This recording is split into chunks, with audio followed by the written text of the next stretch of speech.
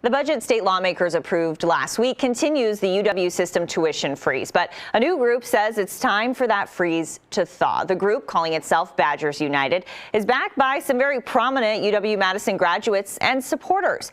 Badgers United wants to educate the public about the value of the university. So we're joined now by Badgers United Executive Director Amber Schrader. Thank you for being here. Thanks for having us. We're really excited to be here. So looking at the board of your group, I mean, there are really heavy hitters on the board of directors. Bud Selig, the Mortgages, they're big university donors. Why did you think this group was necessary?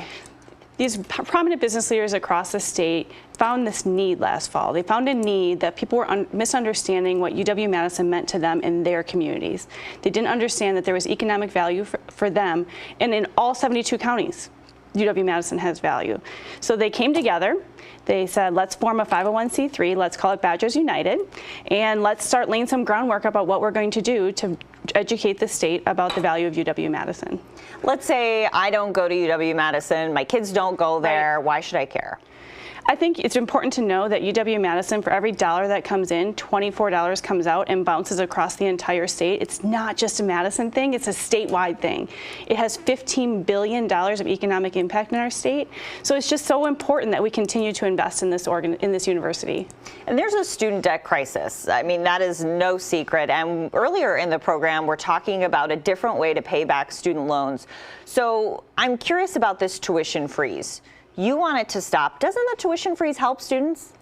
I'm really excited you asked this question. I think there's three parts to this. The first is money that goes into the university is good for the university. It maintains our world-class research institution. That's important for the university. Less known, though, is that it's good for the state. It's good for the state for this money to go in and bounce around and create value for taxpayers. And then we know that this can seem like it's a burden for students and families. We get that. But when the data tells a different story, the data tells us that those who have a college degree make $33,000 more a year than those that don't. That's $1.2 million over the course of a lifetime. Beyond that, we know that UW-Madison graduates exceed the average Wisconsin citizen's salary within 5 years of graduating. This is a really good investment in their future. High achieving students don't want cheap education, they want quality education. Madison is 10 in the Big Ten for in-state resident tuition. We're not saying let's be at the top, we're saying let's be somewhere in the middle. Let's be at the market rate for resident tuition. And you know, this original freeze came when Republicans found that the university was building reserves and still raising tuition. Is that the case now?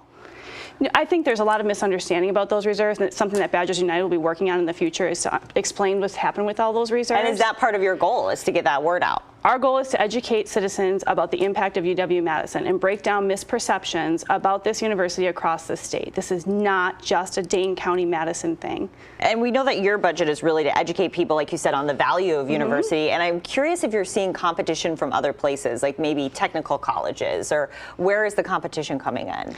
I think our problem is not about competition. Our problem is pure misperceptions. So you're going to find on our Facebook page that all the data that's out there in the universe and in our social media and our Facebook and Twitter rather, we're going to take all that data and make it really digestible and understandable so that you can look at it and say, oh, I didn't understand that, or I didn't know that. I didn't know UW-Madison did that for me. I didn't know UW-Madison generated $847 million of state and local taxes in our state.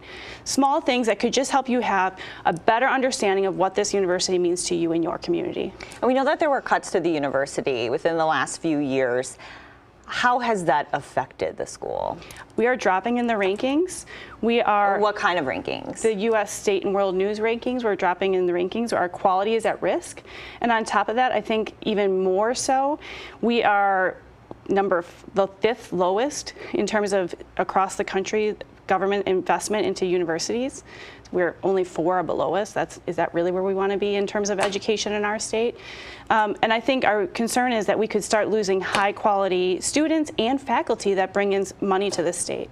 So what is the goal here? I know you were telling me earlier, you don't want people to think you're just out here trying to get money. Nope, we are not standing on the steps of the Capitol with our hands out. What we want folks to understand, and we want it to be personal, we want you to understand, no matter where you are in this state, that when money goes into UW-Madison, it's good for you and your community. The money goes to all 72 counties. There are vendors in all 72 counties for this university, and it's good for you. It creates value for you and your community. And it's a nonpartisan group.